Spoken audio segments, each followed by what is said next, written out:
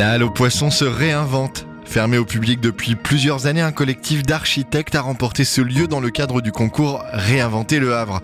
Depuis juin 2020, il s'attelle à muter cet endroit en un lieu infini d'écologie marine. Le 1er octobre 2021, dans le cadre du festival Zigzag, l'équipe de la Halle aux Poissons a tenu à dresser un bilan de ce premier été.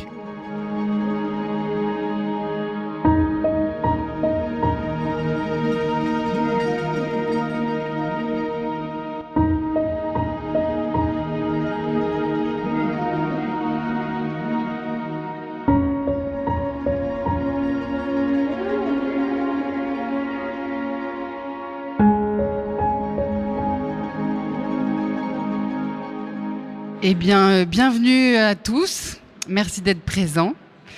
Et nous allons ce soir vous expliquer un petit peu ce qui s'est passé cet été. On profite du festival Zigzag, qui est un festival d'architecture, pour raconter ce projet de la Halle aux Poissons qui a commencé en juin 2021. Donc il est très jeune. La Halle aux Poissons existe depuis les années 50, mais a dormi pendant pas mal de temps, pendant des dizaines d'années.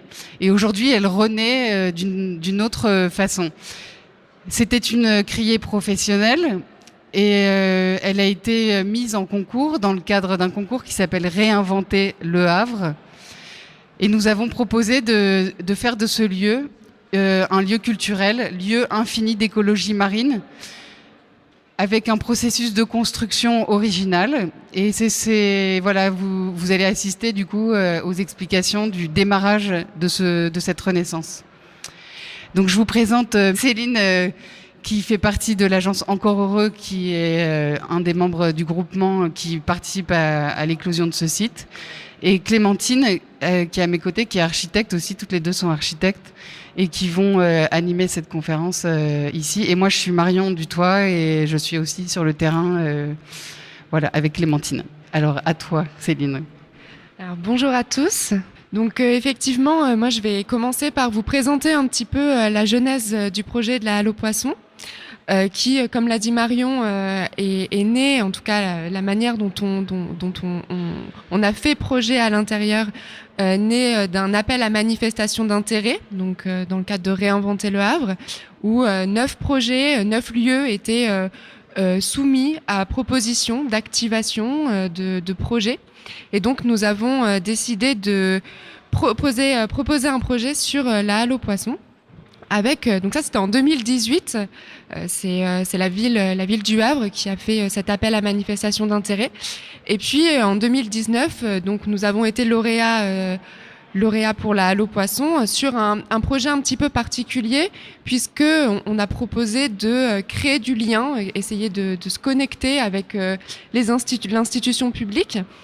Notamment donc en fait en premier lieu en signant une convention d'occupation temporaire, dans laquelle, dans un temps de quelques années, où on pourrait préfigurer les usages. Donc c'est un terme un petit peu particulier que je vous définirai un petit peu plus tard. Et puis ensuite, dans un second temps, dans le cadre d'un bail amphithéotique, géré dans la gestion du lieu, de ce lieu d'écologie marine. Mais ensuite, pour qu'à la fin du temps de ce bail amphithéotique, ça puisse redevenir un patrimoine public, de nouveau un patrimoine commun. Et donc, dans le cadre de cette cote, de cette convention d'occupation temporaire, nous avons proposé une première ouverture des lieux, une ouverture assez minimaliste pour laisser ce lieu se laisser approprier par ses habitants et puis aussi par le groupement que je vais vous présenter juste après. Donc c'était une préfiguration qui était censée commencer en 2020, mais du fait du Covid, on a pu ouvrir seulement pour la fête de la mer, et donc on a commencé le projet de préfiguration à partir de juin 2021. Alors l'équipe qui est en gestion de ce lieu, elle fonctionne autour d'un groupement, d'une association, donc qui est en cours de construction, qui s'appelle la Halle aux Poissons. Et donc il y a 4 structures fortes qui portent le projet. Donc d'abord Encore Heureux Architectes, donc comme l'a dit Marion, une agence d'architecture qui notamment était commissaire de la Biennale d'architecture de Venise en 2018 et qui dans ce cadre avait fait une exposition assez mémorable qui s'intitulait Lieux infinis et donc qui présentait 10 lieux assez proches finalement de ce qu'on essaie de créer dans la Halle aux Poissons, des lieux dans lesquels on essaie d'inventer des usages nouveaux qui répondent aux besoins du territoire, et puis aussi qui rentrent dans cette transition écologique et dans ces nouveaux questionnements contemporains. Encore heureux qui est également le mandataire du projet, donc c'est une posture assez particulière puisque normalement les architectes sont maîtrises d'œuvre, sont ceux qui construisent, et là Encore heureux est aussi maîtrise d'ouvrage, enfin pas vraiment maîtrise d'ouvrage mais en tout cas mandataire, et donc du coup dessine, imagine le projet. Donc c'est le premier acteur. Ensuite Atelier Dédé, donc porté par Marion Dutoit, artiste paysagiste, et Florian Delon. Donc là, qui sont vraiment les acteurs du territoire, qui sont dans la programmation des lieux, dans la direction artistique, et donc qui connaissent et qui vivent le territoire aussi depuis de nombreuses années. Belleville, qui est une foncière solidaire, qui est plutôt dans la gestion administrative des lieux et qui s'intéresse beaucoup à l'économie sociale et solidaire, donc qui va essayer de construire un modèle juridique sur la Halle aux Poissons qui soit aussi alternatif. Et Enofi, donc notre partenaire qui travaille la gastronomie, la fine gastronomie, et qui, eux, vont faire aussi le travail de trouver les partenaires locaux liés à cette gastronomie, à cette mise en valeur de l'identité du Havre autour de l'alimentation et notamment de la pêche. Et donc, en 2019, lorsque nous avons appris que nous étions lauréats, le projet qu'on avait proposé, c'était donc ce projet de lieu infini, donc qui mixe les usages, qui est à la fois une halle gourmande, un lieu de restauration, un lieu de convivialité, mais également un lieu de débat dans lequel les associations locales et nombre de partenaires sensibles à la question de l'écologie marine peuvent se retrouver, créer collectivement, faire du partenariat, créer de la programmation qui soit culturelle, qui soit scientifique, et vraiment qu'il y ait un rassemblement et une fédération d'acteurs qui se crée, d'acteurs divers et d'horizons variés. Et donc ça, c'est le projet pérenne, et le projet qui se construit, c'est un projet donc qui préfigure des usages. Donc c'est ce que nous avons tenté, expérimenté en ouvrant la halle à partir de juin, donc de juin à novembre. Et donc cette préfiguration des usages, elle a deux objectifs. La première, c'est d'abord d'ouvrir les lieux tout de suite, dans l'immédiateté, dans la spontanéité, pour que les habitants du quartier Saint-François et du Havre puissent se le réapproprier, le revivre, le revoir de l'intérieur. Donc c'est le premier objectif. Il y a également l'objectif de fédérer les acteurs, comme je l'ai dit, donc des acteurs extrêmement variés, associatifs, institutionnels, culturels, scientifiques, et ensemble de leur permettre de créer une programmation. Donc ça a notamment été le travail de Marion, et elle vous le détaillera un petit peu plus tard, toutes les formes qu'ont pu prendre ces partenariats. Et puis enfin, l'objectif, c'est de réfléchir un petit peu à comment est-ce que l'espace de la Halle aux Poissons peut se réinventer en permanence avec toute cette programmation, tous ces usages, et donc comment dessiner au mieux le futur projet en y réfléchissant et en le construisant dans le temps. Notamment, la préfiguration des usages, elle a porté sur des collaborations avec des acteurs économiques. Donc, il y a eu Alan qui porte le bar et qui a permis de créer un espace de convivialité avec une carte du jour. Et Sébastien pour la restauration. Oui, et Piboujou également, qui se concentre sur la question du zéro déchet. Et donc là, on a cette belle réussite qu'a été le bar, la terrasse du bar pendant la fête de la mer, et tout ce qui s'est créé autour de ça, un véritable espace de convivialité. Et donc je voulais aussi rapidement, avant de passer au bilan et vraiment aller dans le détail sur tout ce qui s'est passé et tout ce qu'on a créé cet été, essayer de changer un tout petit peu de perspective et de vous présenter un autre projet, donc qui est pas très loin, qui est à Rennes, qui s'appelle l'Hôtel Pasteur, et qui a expérimenté cette même méthode de préfiguration, c'est-à-dire de prendre le temps d'essayer des choses, de tester avant de construire le projet pérenne. Donc l'Hôtel Pasteur, donc à Rennes, dans le centre de la ville.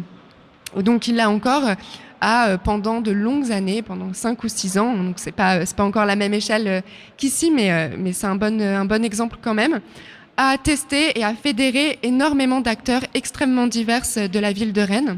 Et puis au final, ce qui a été créé, c'est au rez-de-chaussée de cette ancienne université, une école maternelle pour répondre aux besoins du quartier. Et puis dans les étages, un lieu d'expérimentation où les citoyens continuent à venir créer une programmation commune et à imaginer comment aller plus loin et comment s'intéresser ensemble à des questions de société. Donc là, c'est dans un sens large pour l'hôtel Pasteur et puis à la Halle aux Poissons sur le sujet de l'écologie marine. Donc à la Halle aux Poissons, en quelques chiffres clés, c'est 3 mois et demi d'ouverture. On menait à plus de 12 000 visiteurs, dont 6 000 visiteurs dans le cadre de la fête de la mer qui avait lieu en septembre. Et finalement, entre mi-juin et mi-septembre, ce lieu a été ouvert au public plus de 70% du temps. Donc c'est vraiment un lieu qui a pu se laisser approprier et se laisser vivre par ce grand laps de temps d'ouverture. C'est aussi un investissement pour les structures porteuses du projet, pour le groupement. Donc c'est 150 000 € qui ont été investis pour pouvoir faire vivre ce lieu dans la programmation, dans les emplois qui ont été créés. Donc il y a effectivement des emplois d'architectes avec la permanence architecturale de Clémentine qui, elle, était présente au quotidien sur les lieux pour accueillir les habitants, pour leur présenter le projet, pour aussi produire cette programmation, faire en sorte que ça puisse exister. Et d'ailleurs, on estime à peu près que 50 personnes venaient quotidiennement passer pour comprendre, pour voir comment est-ce que la halle vivait et pour comprendre aussi le futur du projet. Donc c'est ces emplois qui ont été créés, également les emplois du bar qui ont été créés.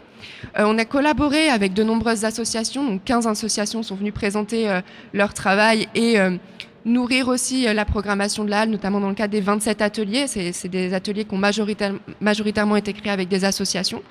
Ateliers qui ont permis à plus de 500 enfants aussi de venir se sensibiliser aux questions de l'écologie marine. Et puis, il y a plein de chiffres, il y a beaucoup d'artistes, beaucoup de créateurs, des musiciens qui sont venus, vraiment une programmation. On a essayé d'être le plus divers possible dans ce qu'on a essayé de produire. Je voudrais juste dire que tu parles au passé, mais c'est parce qu'il nous reste encore 2 mois à vivre plein et on fait vraiment le bilan de ces mois d'été qui viennent de passer. Donc les chiffres vont encore grossir. Alors, en effet, comme l'a dit Marion, là on parle du début de l'été. Et ça, c'est une photo de notre frise temporelle qui est dans l'espace et qu'on nourrit un peu au jour le jour avec, au fur et à mesure que les événements se produisent, des photos de ces événements qui vraiment témoignent de tout ce qui s'est passé dans l'espace, de toutes les formes qu'a pu prendre cet espace et de tous les souvenirs qu'on a créés avec cet été de préfiguration. Et donc, si vous vous déplacez plus tard dans la soirée, vous pourrez voir que dans cette frise temporelle, il y a encore 2 mois. Et vous pourrez voir du coup les événements à venir. En fait, il y a ce moyen de communiquer qui matérialise cette dimension immatérielle qui est l'animation du lieu. Et on communique aussi beaucoup par les réseaux sociaux qui sont des moyens très souples et très flexibles pour pouvoir dire ce qu'on va faire pratiquement à la semaine. C'est assez... tout s'improvise très très vite ici. Donc on va vous présenter quelques actions qui ont eu lieu et on en a choisi quelques-unes parmi ce grand nombre dont on parle. Donc par exemple les ateliers, un de nos préférés, mais on les aime tous, c'est par exemple celui qui s'appelle Poisson frais mais qui représente bien ce qu'on a voulu faire ici. On a travaillé avec l'APPA, qui est l'association de pêcheurs qui s'occupe de l'animation du bassin qui est juste devant, qui est un peu notre jardin maritime. La PPA, ce sont des pêcheurs professionnels en retraite pour beaucoup qui ont toujours des bateaux et qui continuent à aller pêcher. Et on leur a proposé d'animer des ateliers pour les enfants. Donc on travaillait beaucoup avec des groupes parce que c'était beaucoup plus facile pour nous de s'organiser ainsi que de s'ouvrir à tout public au démarrage. Et ils accueillaient les enfants. Ils allaient tout simplement au marché aux poissons qui est juste à côté et qui est très actif. Et ils regardaient les poissons, ils expliquaient aux enfants le nom des poissons, les techniques de pêche, et ils revenaient à la halle pour montrer leurs filets, leurs nasses et expliquer ce qu'ils faisaient. Ça permettait évidemment de rentrer en contact avec les femmes et les sœurs de pêcheurs qui sont à la vente du poisson. Et ça, c'est une écriture de territoire et c'est un lien au territoire qui est très très fort. Dans le style d'atelier qu'on a pu mener, beaucoup plus artistique, on a fait un partenariat avec le Muséum, l'association du grain à démoudre et un artiste qui s'appelle Simon Leroux. Et vous pouvez voir sur les fenêtres de la halle ces poissons noirs qui sont issus du catalogue de Le Sieur. Et donc, cette action a aussi un lien avec l'Escale australienne, qui est une grande exposition qui a eu lieu cet été. Et tous les grands jours de fête, on a mis en lumière ces poissons. Et cette installation s'appelle le bestiaire animé.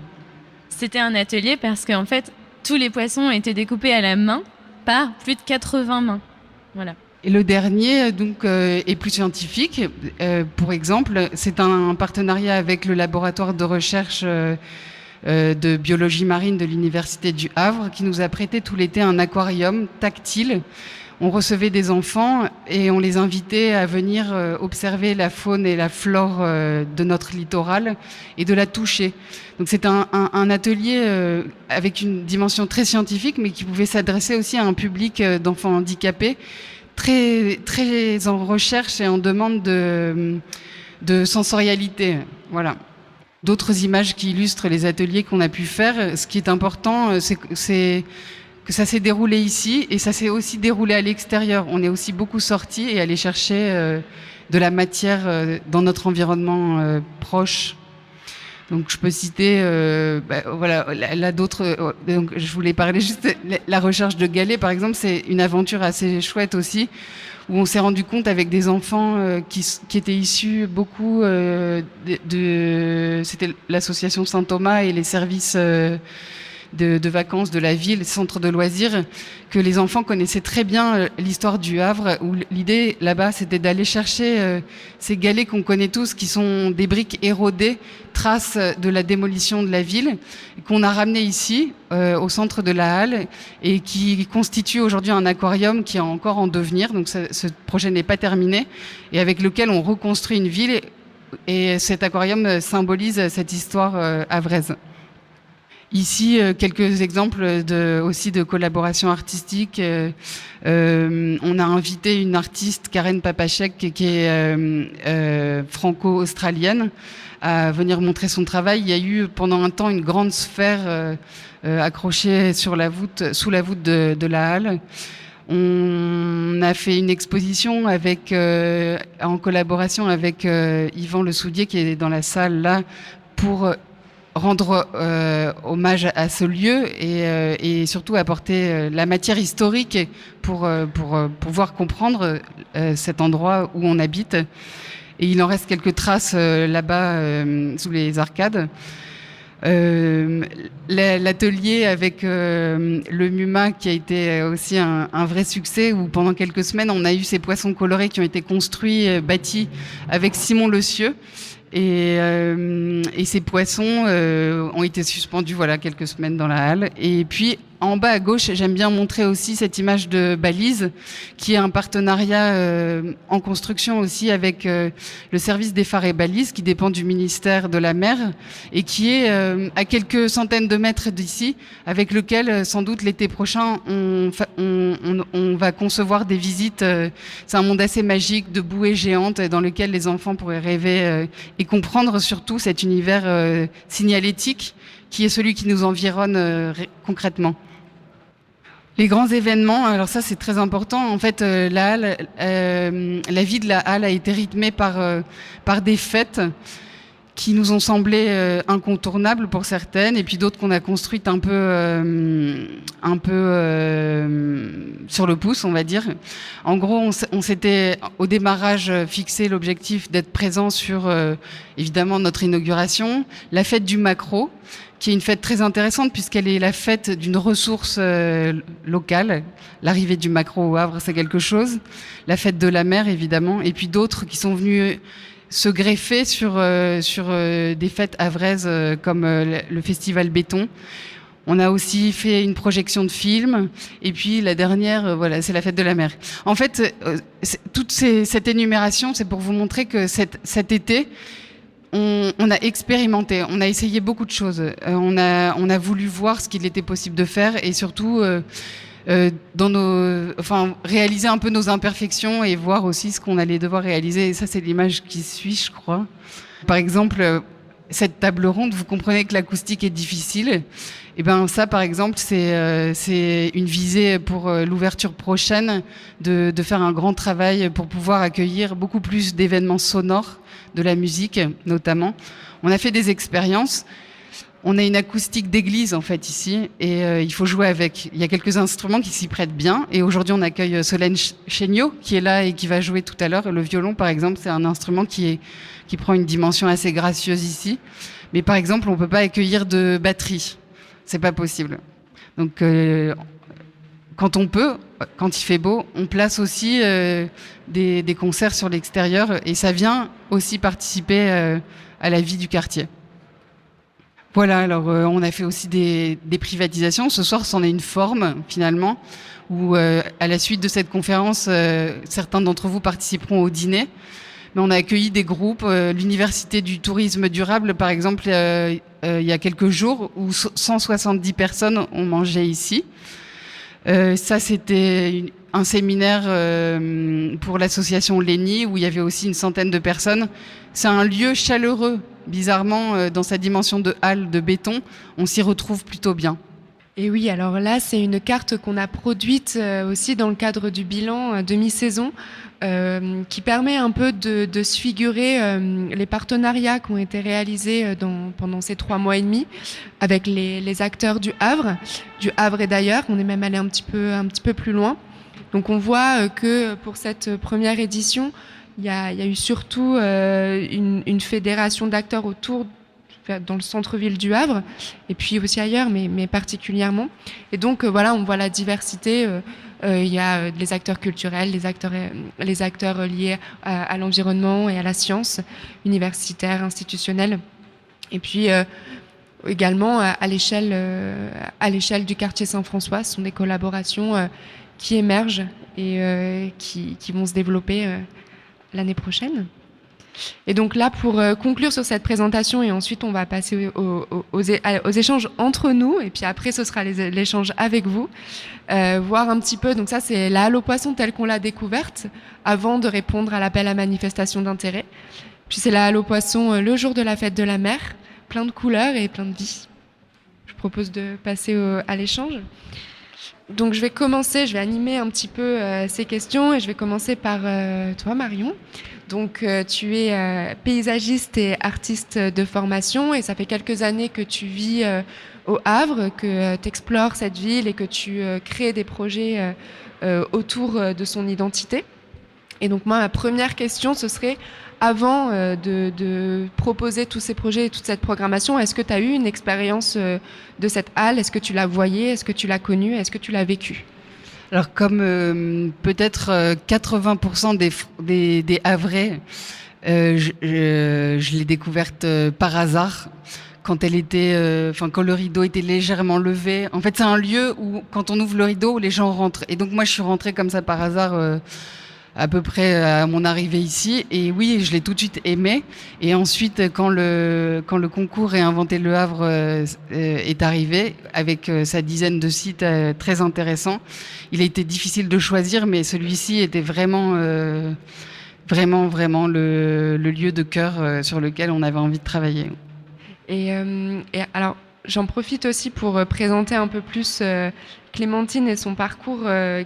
Clémentine donc est née au Havre, a passé son adolescence au Havre et ensuite est partie faire ses études d'architecte à Paris, puis à Bruxelles, où elle a notamment fondé un collectif de jeunes archis qui, pareil, se questionnait un petit peu sur la place du citoyen, l'appropriation du patrimoine, l'appropriation de l'espace, quelle est la place de l'habitant, toutes ces questions un peu générales, mais qui émergent quand même beaucoup dans les nouvelles questions architecturales et urbaines.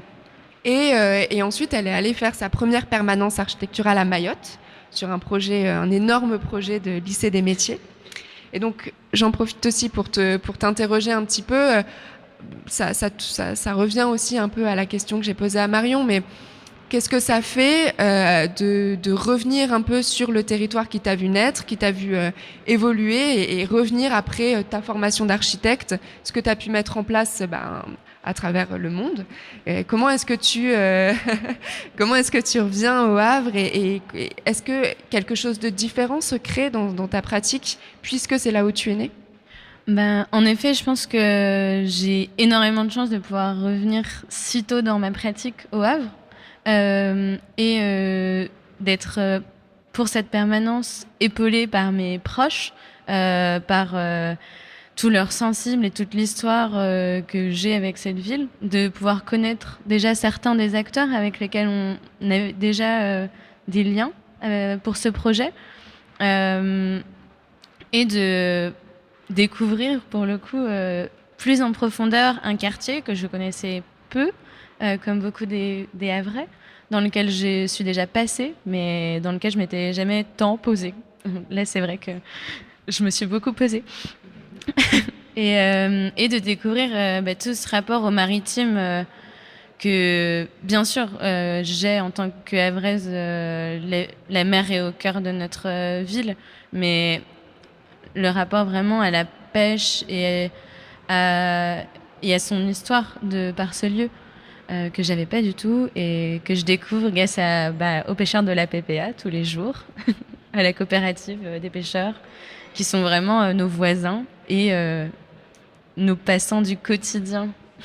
Merci. Donc c'est vrai que c'est quand même quelque chose qui est assez particulier d'avoir des personnes sur le terrain qui ne sont pas des tiers, qui ne viennent pas d'ailleurs et qui du coup arrivent avec un regard neuf sur les lieux, mais d'avoir des personnes qui travaillent sur ce genre de projet et qui en fait ont déjà un attachement très fort à la ville.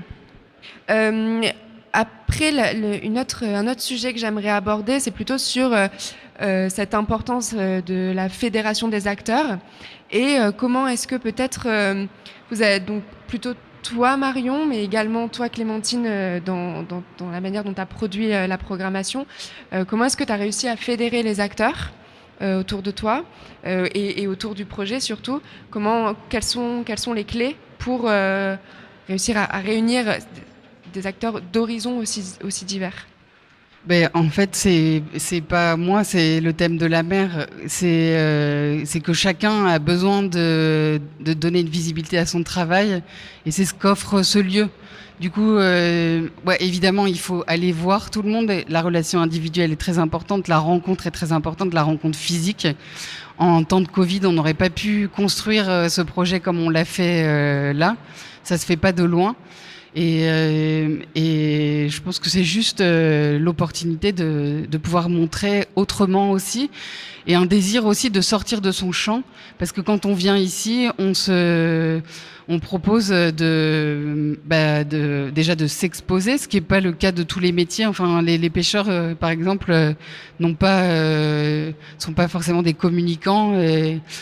Et donc, il faut savoir le faire. Dans les ateliers qu'on vous a montrés, on vous a montré les plus faciles, mais il y en a qu'on a... Je pense à un atelier avec une association qui s'appelle le Griem, par exemple, qui est une association qui recense toutes les épaves marines de la Manche ouest, pardon. Et en fait, ils ont des trésors entre les mains. Ce sont des gens qui sont capables, à partir d'une canette de bière retrouvée au fond de la mer, de remonter une enquête et de déterminer qu'il s'agit d'un sous-marin allemand qui s'est crashé à telle époque. Et moi, quand ils m'ont raconté l'histoire, comme ça, individuellement, j'ai trouvé ça fascinant, et je leur ai demandé de venir le raconter. Et finalement, sont des chercheurs et ils ont besoin d'être accompagnés dans la médiation. Et nous, c'est ce qu'on propose de faire. Et ça a été un travail très difficile de le faire. Mais n'empêche que ces trésors existent et méritent d'être montrés, ça c'est sûr.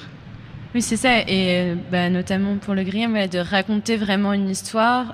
Si en plus c'est à des enfants qu'on s'adresse, de déconstruire chaque propos. Et pour le public, et pour même les passants, de réussir à l'expliquer, à le développer en longueur. Et c'est vrai que c'est aussi ça, peut-être l'intérêt de cette préfiguration et de ce temps long, de pouvoir, alors qu'on est sur un projet d'architecture, miser sur l'immatériel, miser sur l'humain et sur ce qui se crée individuellement, sur des choses qui sont finalement pas palpables et donc on retrouve pas forcément dans un projet architectural classique. Et donc, effectivement, il y a ces partenariats et ces liens qu'on tisse, ces liens immatériels qu'on tisse. Et il y a aussi l'implantation dans le quartier Saint-François. Ça, c'est une question que j'adresse à vous deux.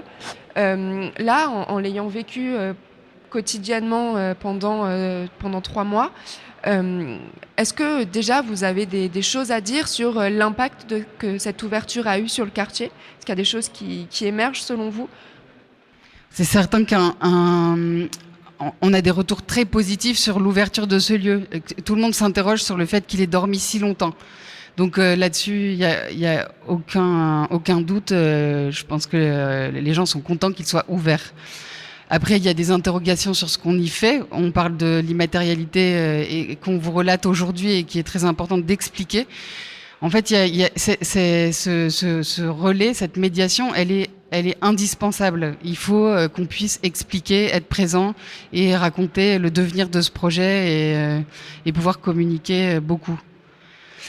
Et je pense que dans le concours, on avait une vision très en plan, très urbanistique du fait que le quai Southampton soit aménagé, qu'on arrive au point où ça y est, ce lieu pouvait ouvrir. Je pense que c'est vrai.